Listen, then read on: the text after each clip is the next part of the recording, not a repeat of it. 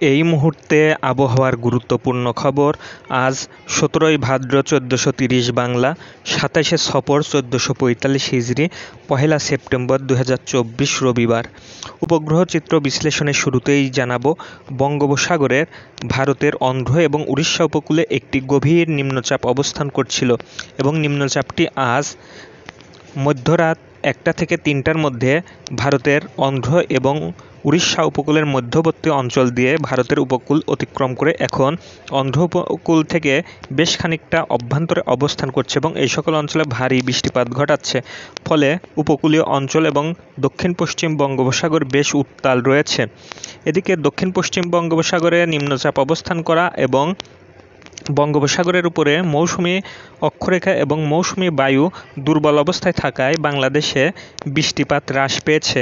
ফলে বাংলাদেশের অভ্যন্তরে তেমন বৃষ্টিপাতের উল্লেখ নেই।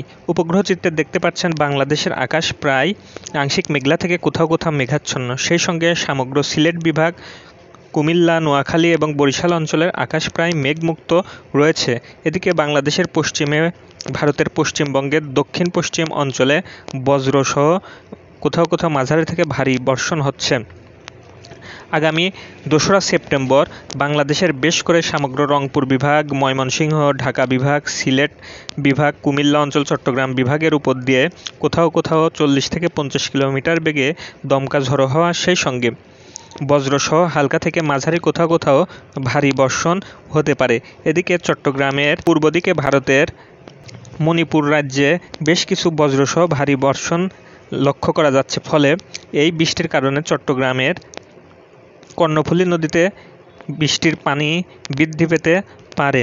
এদিকে বাংলাদেশ সংলগ্ন ভারতের মেঘালয়, আসাম, ত্রিপুরা, মিজোরাম, মণিপুর, অরুণাচল প্রদেশ, সেই সঙ্গে পশ্চিমে বিহার, ঝাড়খণ্ড, এই সকল অঞ্চলে বৃষ্টিপাত হ্রাস পেয়েছে।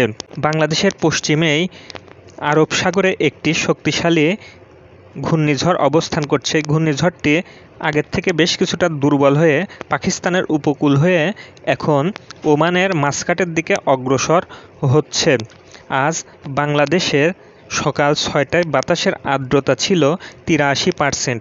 বাতাসে অতিরিক্ত আর্দ্রতা থাকার কারণে যে সকল অঞ্চলে বৃষ্টিপাত কম হবে, অর্থাৎ রাজশাহী, খুলনা, বরিশাল, সেই সঙ্গে ফরিদপুর অঞ্চলে, এই সকল অঞ্চলে ভ্যাপসা গরম অনুভূত হতে পারে। আজ বাংলাদেশের সূর্য অস্ত সন্ধ্যা ৬টা বেজে ১৬ এবং আগামীকাল ২রা সেপ্টেম্বর বাংলাদেশের সূর্যোদয় ৫টা বেজে ৪১। এদিকে আজ বাংলাদেশের সর্বোচ্চ তাপমাত্রা রেকর্ড করা হয়েছে বাংলাদেশের রাজশাহী এবং পাবনায় ৩৫.৫ ডিগ্রি সেলসিয়াস এবং সর্বনিম্ন তাপমাত্রা রেকর্ড করা হয়েছে বাংলাদেশের দিনাজপুরে ২৪.৪ ডিগ্রি সেলসিয়াস।